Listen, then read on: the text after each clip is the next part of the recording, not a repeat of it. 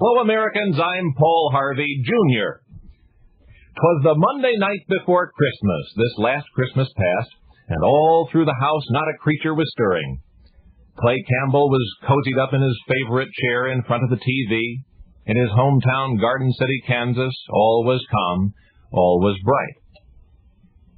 When out on the lawn, there arose such a clatter that Clay rose from his chair to see what was the matter.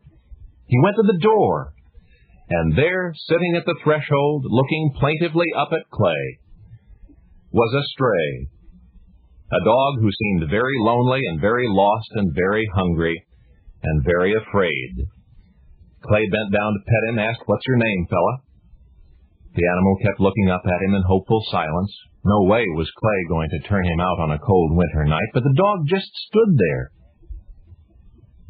So Clay grabbed him by the neck fur, pulled him into the warm living room. He was a calm and gentle creature, in some ways seemed more a puppy than a full-grown whatever he was. Clay stroked his damp coat. No collar. "Where's your home, boy?" Apparently now his home was here. Clay went to the kitchen to get him some food. While he was gone, his visitor, as if to say, "I won't be any trouble," went to the hallway and curled up in a corner. Clay found him there, and there he stayed, warm and content.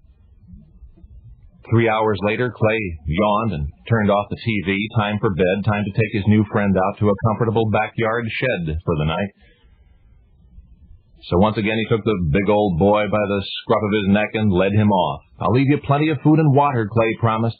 And just before he closed the door, he called back into the darkness, "I'll try to find your master in the morning." But this is the rest of the story.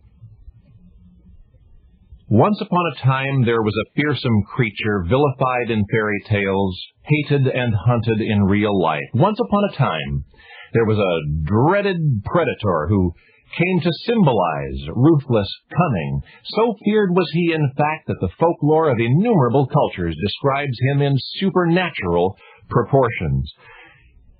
Yet the human apprehension of this animal we now know is largely irrational, something traceable to the very fairy tales in which it was so frequently and so unfairly maligned.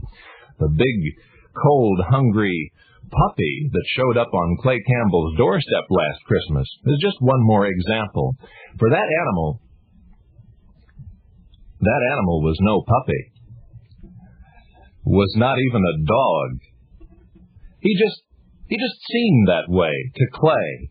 Certainly nothing like a fugitive from the local zoo, which he was, considered so dangerous by authorities that they had ruled out capture alive.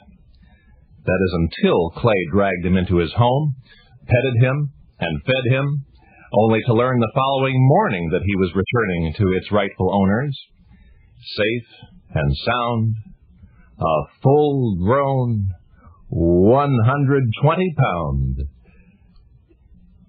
timber wolf. And now you know the rest of the story.